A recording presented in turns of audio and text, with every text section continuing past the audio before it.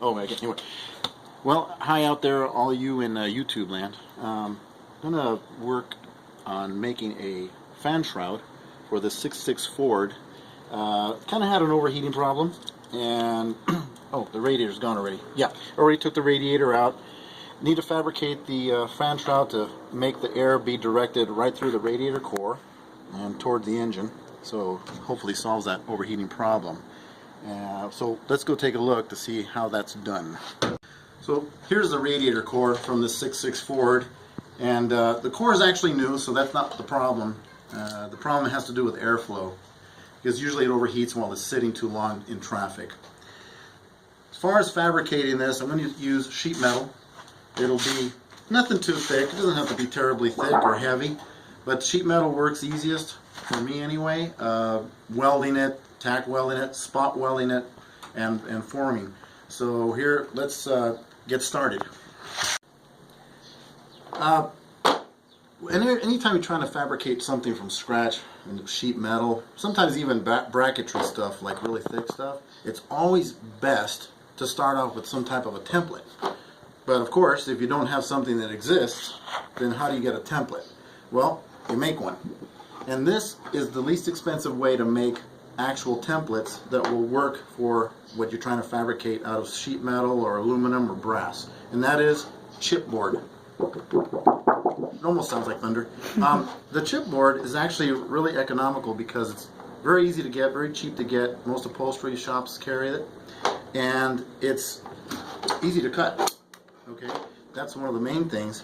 So it can be stapled together. Let's say you're doing something like a weird radical corner and you need it to be structurally sound so you can fit the rest.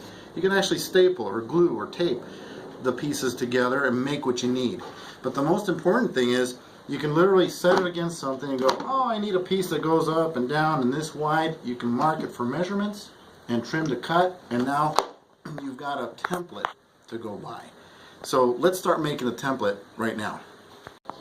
So here's the first template of one of the pieces, and it's the top piece for the top of the radiator. I'm doing this kind of angular gusseted type thing in the overall shape, and so I'll just take this template now and set it onto my sheet metal like that, and I'm going to outline it and trim it on my shear.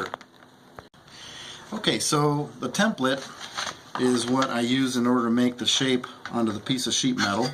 And because I'm going to have other pieces joining onto this piece, I decided to put the adjoining flanges on this particular piece here.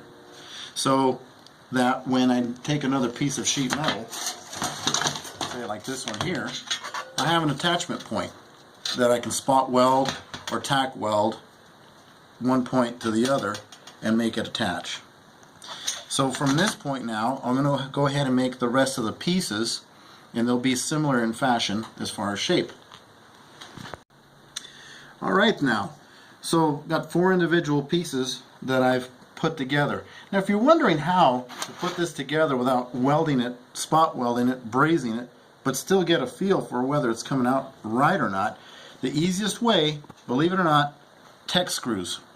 You can take the Tech screw and just zero it in right where you want to make an attachment point, and now it's attached. Alright, well, the framework will fit, well, sort of. It doesn't want to fit. You know, there's a reason, of course, and that's the inlet and outlet of the radiator for the main hoses. So what has to be done is there has to be an actual recessed area for this particular piece of pipe here, and a recessed area for this one here. But for being able to keep the pieces square, those get done at the end of the actual fabrication, not now. So what I'm going to do is continue making the final piece, which is the faceplate that gets attached to these 4 pieces here. So let's go do that now.